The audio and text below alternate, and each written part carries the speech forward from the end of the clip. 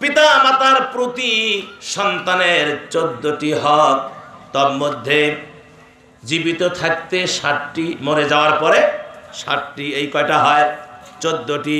1 নম্বরে জীবিত অবস্থায় যে 60টি, নবীজি বলেছেন পিতামাতার প্রতি শ্রদ্ধাশীল হওয়া।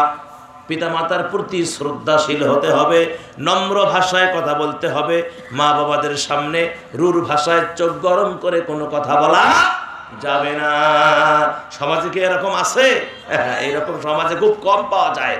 মাকে বাবাকে আদর করে খুব কম, কিন্তু শ্বশুর শাশুড়িকে আদর করা লোকের অভাব আছে? আছে, অভাব নাই। 2 নম্বরে মনে প্রাণে তাদেরকে ভালোবাসা।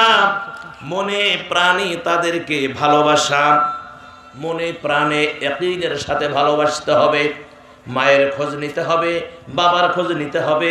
আমার ভাইয়েরা, খানার সময় মা বাবার খোঁজ নিতে হবে, শোয়ার সময় মা বাবার খোঁজ নিতে হবে। এক কথায় মনে প্রাণে মা বাবাকে ভালোবাসতে হবে। 3 নম্বরে সর্বদা তাদেরকে মেনে চলতে হবে। মা যদি বলে বেটা নামাজে যা, নামাজে যাওয়া লাগবে, খারাপ তো কথা কয় নাই, নামাজে যা, নামাজে যাবা।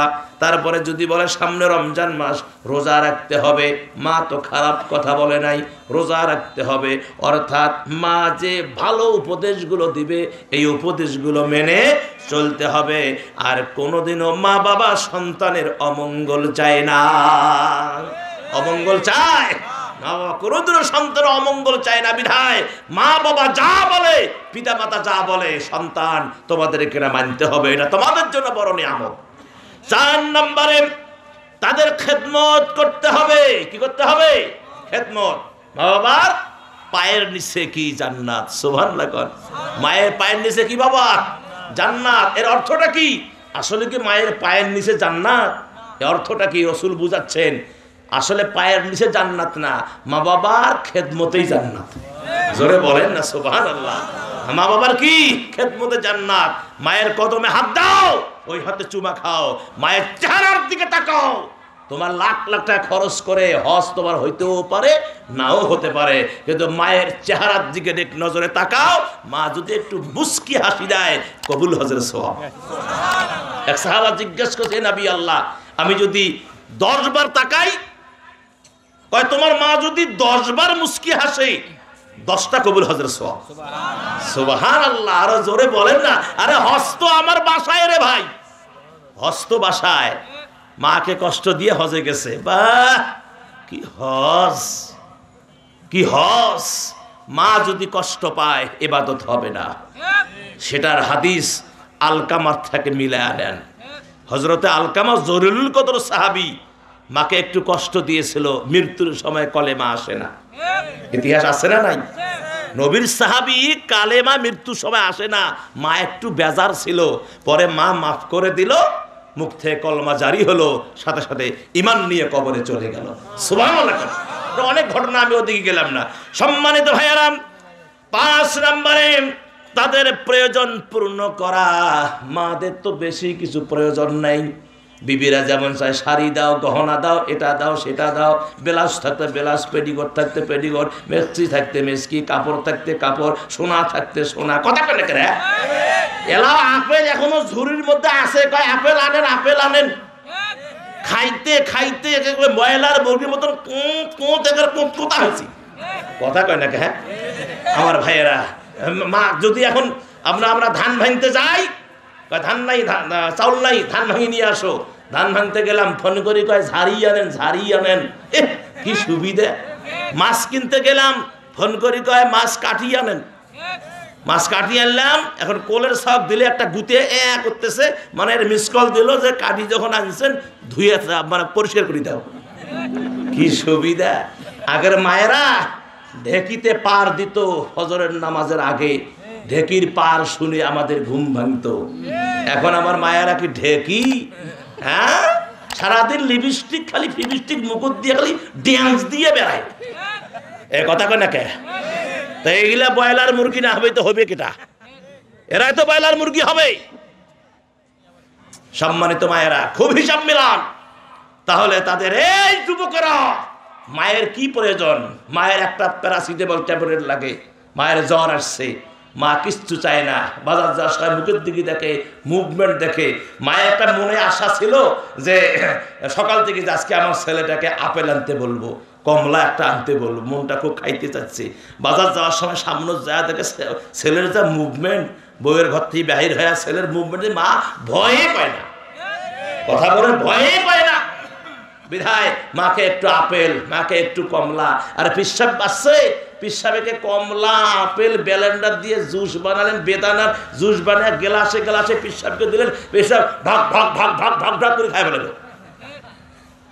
হাজার হাজার পিসাবকে মনে মনে বেদানা রস করে খাওয়ালে আল্লাহ যা খুশি হবে না। মাকে যদি একটা বেদানার কওয়া, এতে 4টা বেদানার কওয়া যদি মায়ের মুখে দেন, মা যখন চাবাবে না, কলিজা ঠান্ডা, আমার আল্লাহর আরশ ঠান্ডা হয়ে যায়। বলেন না সুবহানাল্লাহ, আমার আল্লাহর আরশ খুশি হয়ে যায়, আমার আল্লাহ খুশি হয়ে যায়। বিদায় আমার ভাইয়েরা, যুবকেরা, মায়ের প্রয়োজন মিটাবেন। মাকে মাঝে মাঝে জিজ্ঞেস করেন, মা তোমার কি খেতে মন চায় গো মা? আমি ছোট্টবেলায় যখন কাঁদতাম তুমি আমারে কান্না বুঝে আমারে দুধ দিতা, আমারে খাদ্য দিতা। মা এখন তোমার বয়স হয়ে গেছে, মা তোমার কি প্রয়োজন তুমি আমারে বলবা। এরে যুবক রে,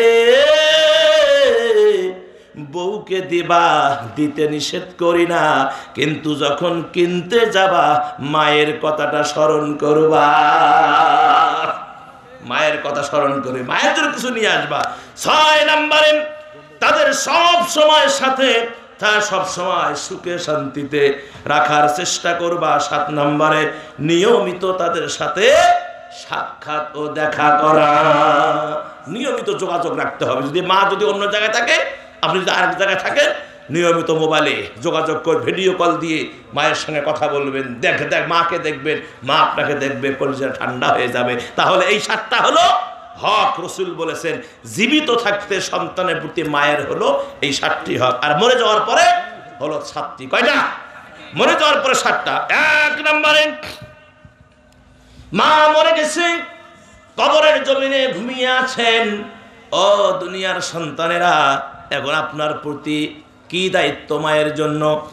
1 নম্বর দায়িত্ব হলো তাদের মাগফিরাতের জন্য আল্লাহর কাছে দোয়া করা। রব্বির হামহুমা কামা রব্বায়ানি সগীরা, রব্বির হামহুমা কামা রব্বায়ানি সগীরা। কি পারবেন না? এর পারবেন না? মায়ের মাগফিরাতের জন্য আল্লাহর কাছে দোয়া করবেন। 2 নম্বরে সওয়াব সানি, মায়ের জন্য সদকা জারিয়ার কাজ করবেন, মায়ের জন্য সওয়াব পাঠাবেন। মায়ের জন্য কি পাঠাবেন? জোরে কোন, সওয়াব পাঠাবেন। 3 নম্বরে তাদের সঙ্গী সাথী আত্মীয় স্বজনদেরকে সম্মান করবেন। সুবহানাল্লাহ কোন। মায়ের যে সঙ্গী সাথী আত্মীয় স্বজন ছিল, এখনো তারা আছে পৃথিবীতে, মায়েরা গেছে, কিন্তু মা যে মায়ের সাথে বসাবসি করতো, যে মা আপনার যে বাবার বন্ধু ছিল, তারা এখন বয়স্ক হয়ে গেছে। তাদের সাথে কি করবে? তাদের সাথে কি করবে কোন? তাদের সাথে সাক্ষাৎ করবে, তাদেরকে সম্মান করবে। জোরে কোন সুবহানাল্লাহ। 4 নম্বরে সঙ্গী সাথী আত্মীয় স্বজনদেরকে সাহায্য করবে। মা বাবার সাথে যারা মিলামেশে থাকতো, আজ অনেকে গরিব হয়ে গেছে। আপনার এই কি বলে ঈদুল ফিতরে, ঈদুল আজহায়, ঈদুল ফিতরে, ঈদুল আজহায় আমার ভাইয়েরা, ঈদুল ফিতরে, ঈদুল আজহায় মার সাথী সঙ্গীদেরকে সাহায্য করা, একটা কাপড় কিনে দেওয়া, পুরুষ হলে একটা লুঙ্গি কিনে দেওয়া, সেমাই কিনে দেওয়া, চিনি কিনে দেওয়া। কথা বলে ঠিক কিনা? সুন্দরভাবে সম্মান করা, কথা বলা আমার ভাইয়েরা। 4 নম্বরে মা বাবা যদি ঋণ করে দিয়ে থাকে, ঋণ যদি করে দিয়ে থাকে, তাহলে সেই ঋণ পরিশোধ করা আমার ভাইয়েরা, তার আমানত আদায় করা, ঋণ পরিশোধ করে দেওয়া। 6 নম্বরে শরীয়ত সম্মত ওসিয়ত পূরণ করা। বাবা যদি কোনো ওসিয়ত করে যায় শরীয়ত সম্মত, এই ওসিয়তটা পূরণ করতে হবে আমার ভাইয়েরা। আর 7 নম্বরে সাধ্য মতো, আহা এটা খুব মারাত্মক। অনেক ছেলে এই কাজটা করতে চায় না। এই কাজটা কি অনেক ছেলে করতে চায় না? সময় নাই, টাইম নাই। সেটা কি?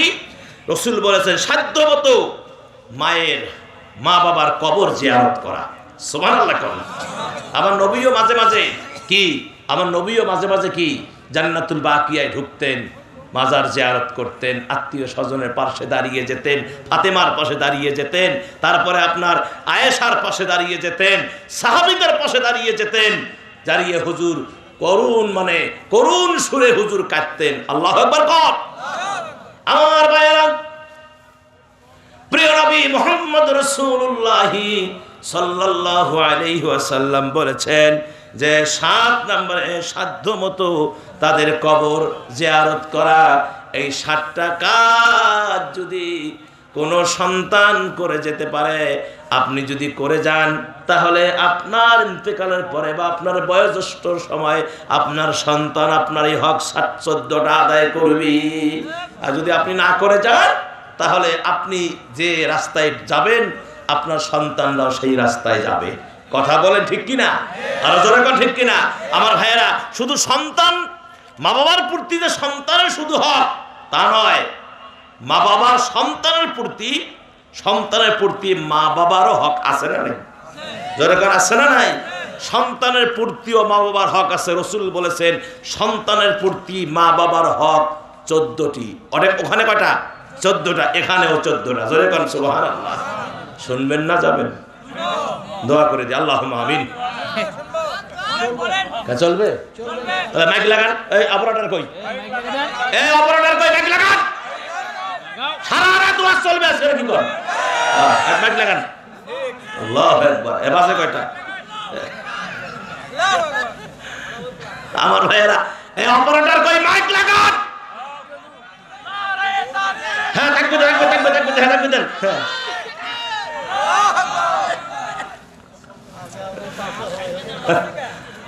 আমার ভাইয়া একটু জিকির করেন, লা ইলাহা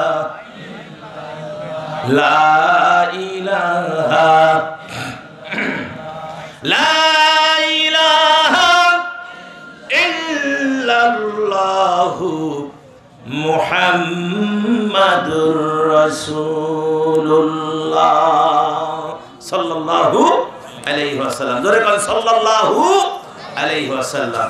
আমার ভাইয়া, তাহলে শুনুন, যেহেতু মা বাবার আলোচনা চলছে, আল্লাহ পাক বলছেন ওয়াবিল ওয়ালিদাইনি ইহসানা, তোমরা তোমাদের পিতামাতার প্রতি ইহসান করো, মহব্বত করো, তাদের খেদমত করো, তাদেরকে ভালোবাসো। আমার ভাই, তাদেরকে বেজার করা যাবে না। তাদেরকে বেজার করলে ইবাদত হবে না। হুজুরের কাছে একজন সাহাবী এসে বললেন, ইয়া নবী আল্লাহ, খেদমত করব কার? সহিহ হাদিস। হুজুর বললেন তোমার মায়ের। তারপরে কার? কয় তোমার মায়ের। তারপরে কার? কয় তোমার মায়ের। কয়বার কইছেন? চতুর্থবার বললেন সাহাবী কার? সাহেব হুজুর কার? হুজুর বললেন তোমার বাবার। আল্লাহ এখানে মায়ের 3 ধাপ মর্যাদা বাড়িয়ে দিয়েছে। সুবহানাল্লাহ। আর জোরে বলেন সুবহানাল্লাহ।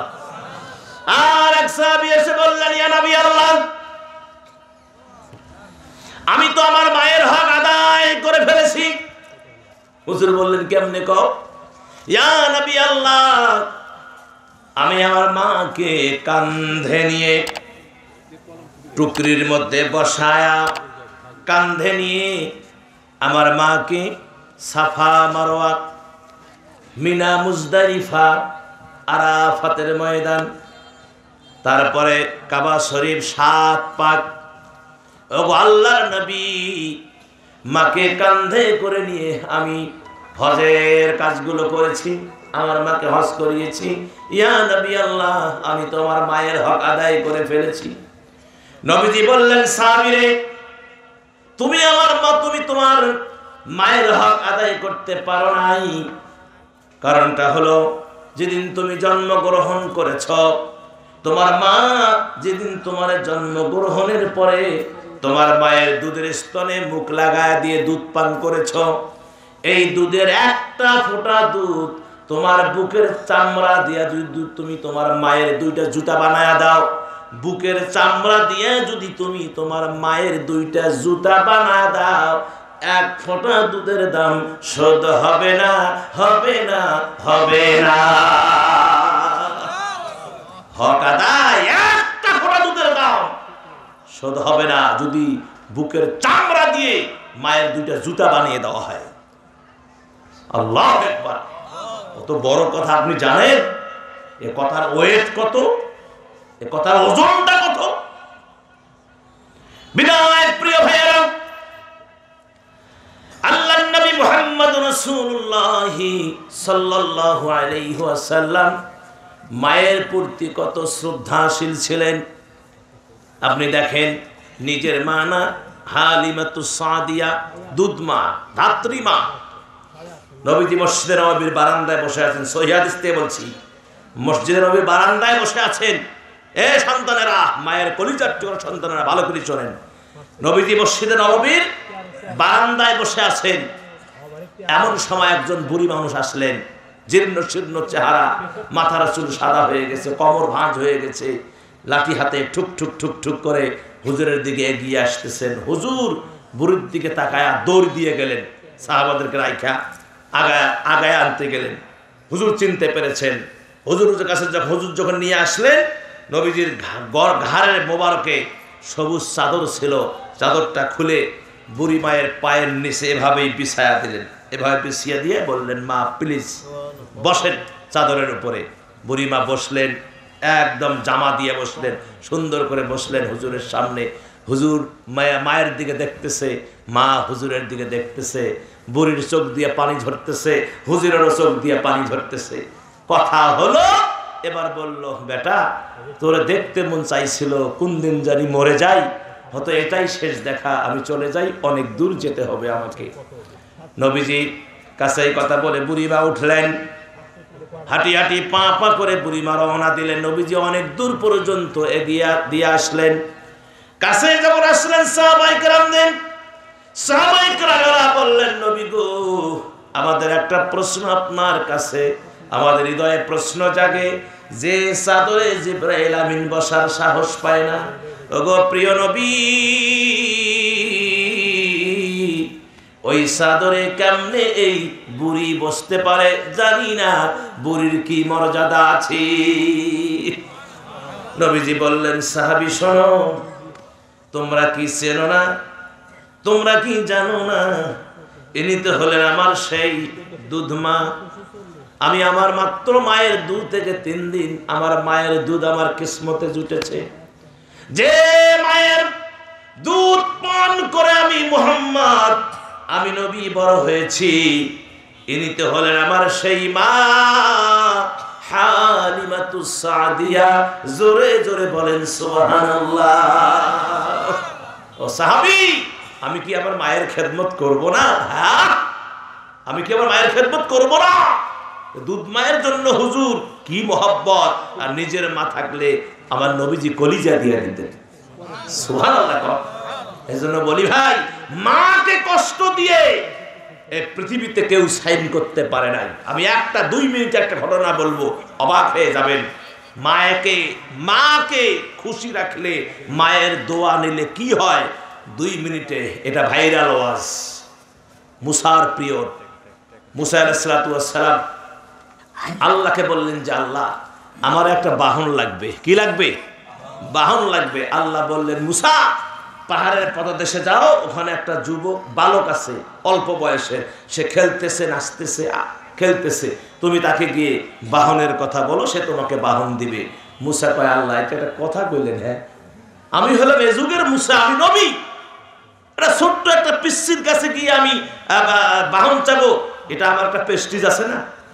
আল্লাহ কয়, মুসা তুমি প্রেস্টিজ খোঁজো, তুমি যদি ওই বালকের কাছে গিয়ে তুমি যদি বাহন না চাও, আমি আল্লাহ তোমার নবী থেকে নাম কেটে দেব। হযরত মুসা জমিনে থরথর করে কেঁপে উঠলেন, কোনো দিকে তাকায় না, সমানে দৌড় গিয়ে দেখে বালক নাচতেছে, খেলতেছে। সালাম দিয়ে বলে, আসসালামু আলাইকুম। বালককে সালাম দিলেন, ঠেলা পাইছে না, বালককে গিয়ে সালাম। এখন আর প্রেস্টিজ নাই, এখন নবী গিরি থাকেন আর প্রেস্টিজ। মুসা এসে বললেন, ও বালক রে, বালক রে, আমার একটা বাহনের ব্যবস্থা করে দাও, আমি জরুরত ছাড়তে যাব। এবার বা মুসার কথায় বালক আকাশের দিকে শাহাদাত আঙ্গুলিখানা উঁচা করলেন, ইশারা করলেন। একটা শক্ত মেঘ এসে মুসার পায়ের কাছে দাঁড়িয়ে গেল। সুবহানাল্লাহ। আমার ভাইয়েরা, মুসা মেঘের উপর চড়লেন। প্লেন যেমন আস্তে করে ভাসায় নিয়ে যায়, লিফট যেমন ভাসায় নিয়ে যায়, মুসাকে ভাসায় নিয়ে গেলেন, আবার ব্যাক করলেন। মুসা নামলেন, মেঘ তার গন্তব্যস্থানে চলে গেল। এবার মুসা বালককে জড়িয়ে ধরে চুমা খায়, কপালে, গালে, মুখে চুমা খায় আর বলে, ওরে আল্লাহর বান্দা, এই মর্যাদা তুই কেমনে পাইছো আমারে বল। এই মর্যাদা কি আমলের কারণে, কিসের কারণে এত সম্মান তোমাকে আল্লাহ দিয়েছে, জানতে বড় ইচ্ছে হয়। এবার বালক বললেন, ও মুসা নবী, ওই যে পাহাড়ের পাদদেশে একটা জীর্ণ শীর্ণ ঘর দেখা যায়, ওই ঘরের ভিতরে আমার মা শুয়ে আছে, আমার মা শুয়ে আছে। ও মুসা, আমি আমার মায়ের খেদমত করি, আমার মায়ের মাথায় তেল দিয়ে দেই, আমার মাকে খাওয়ায়া দেই, আমার মায়ের পা ম্যাসেজ করে দেই, আমার মায়ের হাত ম্যাসেজ করে দেই, অর্থাৎ যাবতীয় কাজ আমি আমার মায়ের করি। কেননা আমার জন্মের পরে আমার বাবা পৃথিবীর জমিন থেকে বিদায় গ্রহণ করেছে, আমার মায়ের কেউ নাই আমি ছাড়া, আমি আমার মায়ের খেদমতে নিয়োজিত আছি। আমার ভাইয়েরা, আমি যখন মায়ের খেদমত করি, মাথা যখন মেসেজ করে দেই, আমি দেখি আমার মায়ের দুই চোখের কোনা দিয়ে ঝরঝর করে গরম পানি ঝরে। মা জানি ঠোঁট দুটা লড়ায়া লড়ায়া বিড়বিড় বিড়বিড় করে কি বলে বুঝি না। এবার মুসা বললেন, ও আল্লাহর বান্দারে, আমারে নিয়ে চল তোর মায়ের কাছে।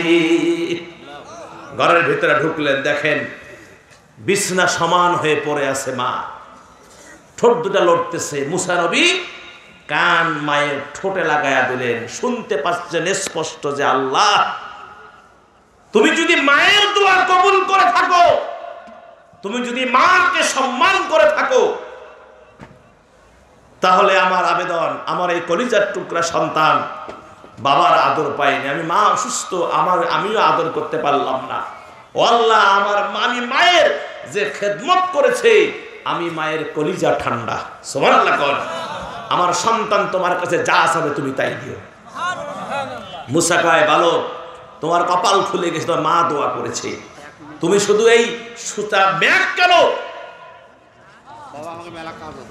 এই ম্যাক কেন, তুমি যাকে অর্ডার করবা, তোমার অর্ডার করতে দেরি, আল্লাহ দিতে দেরি করবে না। সুবহানাল্লাহ। সকলে কবরে সালাম দিয়ে আসসালামু আলাইকুম আহলাল কবর আনতুম মুসলিমুন মুসলিম। সূরা ফাতিহা পড়েন। আউযু বিল্লাহি মিনাশ শাইতানির রাজিম। 14টি মা বাবার সন্তানের প্রতি যে মা বাবার 14টি হক, এই আলোচনা আল্লাহ যদি হায়াতে রাখে, পরিস্থিতি ঠান্ডা হোক, তারপরে ইনশাআল্লাহ দেখা যাবে। আল্লাহুম্মা সাল্লি আলা সাইয়্যিদিনা মুহাম্মাদিন শাফিউল মুসলিমিন। মামুন যারা এসেছেন, আমার মায়েরা, আপনারা টেনশন করবেন না, টেনশন করবেন, দোয়া করেন আল্লাহ যেন কোরআন শোনার মতো পরিবেশ গোটা বিশ্বে আল্লাহ যেন করে দেয়। সবাই দোয়া করবেন। হ্যাঁ, সবাই দোয়া করবেন তো? আলহামদুলিল্লাহ, আলহামদুলিল্লাহ, আলহামদুলিল্লাহ। এই টেজে আবারও ওয়াজ হবে, এই টেজে আবারও ওয়াজ হবে ইনশাআল্লাহ।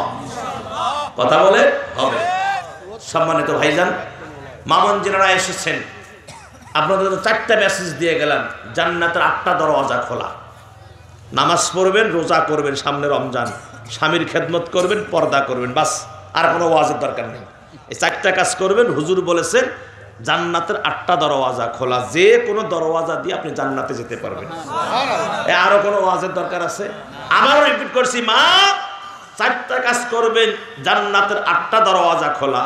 নামাজ পড়বেন, রোজা করবেন, স্বামীর খেদমত, পর্দা করবেন, বাস। আল্লাহুম্মা আমিন। রব্বানা যালামনা আনফুসানা ওয়া ইল্লাম তাগফির লানা ওয়া তারহামনা লানাকুনান্না মিনাল খাসিরিন। রব্বিরহামহুমা কামা রাব্বায়ানি সাগীরা। আয় রব্বুল আলামিন, ও আল্লাহ তাআলা, যা কিছু আলোচনা হলো মেহেরবানি করে কবুল আর মঞ্জুর করে নিন। সওয়াব যা দিয়েছেন হাদিয়া, সোনার মদিনায় নবীজির পাক রওজা মুবারকে পৌঁছিয়ে দিন। তামাম বিশ্বে যত মুমিন মুমিনাত মুসলিমিন মুসলিমাত কবরের জমিনে ঘুমিয়ে আছেন, দয়া মায়া করে সকলের রূহের উপর পৌঁছিয়ে দিন। আয় আল্লাহ তাআলা রব্বুল আলামিন, ও আল্লাহ, যা কিছু আলোচনা হলো কবুল করে নিয়ে হাদিয়া আল্লাহ আমাদের আপনজন যারা কবরে চলে গেছেন পৌঁছিয়ে দিন। আল্লাহ এই মাহফিলকে কবুল করে নিন। কিয়ামত পর্যন্ত এই জায়গায় যেন আল্লাহ পরবর্তী প্রজন্ম যতদিন কিয়ামত হয়নি এই মাহফিল যেন চলতেই থাকে। যা টাকা পয়সা দিলেন, শ্রম দিলেন, জিয়াউর ভাই সহ আরো যারা আছেন, মসজিদের সভাপতি, মাদ্রাসার সভাপতি, সেক্রেটারি, A to Z কমিটিতে যারা আছেন, এলাকাবাসী, আল্লাহ সকলকে তুমি কবুল করে নেন। মাইকোলা ডেকোরেশন, আল্লাহ মাইকিং, আল্লাহ লাইটিং, পোস্টার যারা মেরেছেন, মাইকিং করেছেন, আল্লাহ রান্না বান্নায় সহযোগিতা যারা করেছেন, দয়া করে সকলের প্রতি রহম করুন। আল্লাহ রব্বুল আলামিন, আল্লাহ যাদের কারণে এই প্রোগ্রাম সুষ্ঠুভাবে হলো না, আল্লাহ হেদায়েত নসিব করে দিয়েন। আল্লাহ আমরা বদদোয়া দিব না, তারাও তো আমাদের মতো মানুষ। আয় আল্লাহ, কোরআনের সুন্দর পরিবেশ তুমি তো তৈরি করে দিও। আল্লাহ আল্লাহ এলাকায় শান্তির বাতাস বয়ে দিন। আল্লাহ আল্লাহ কোরআনের বাতাস বয়ে দিন। আল্লাহ আয় আল্লাহ এলাকায় মানুষদেরকে সুস্থ ভালো রাখেন, রোগ ব্যাধি দূর করে দিন। যত কবর আছে বেহেশত বানায় দাও। মামুন যারা এসেছেন, আল্লাহ মামুনদেরকে হেদায়েত নসিব করেন। আল্লাহ মা খাতুনে জান্নাতের সঙ্গে আল্লাহ তুমি হাসর দিয়েন। আল্লাহ অনেক মা আছে স্বামী স্ত্রী বলে না, মহব্বত পয়দা করে দিন। ছেলে মেয়ে কথা শুনে না, বাধ্য করে দিন।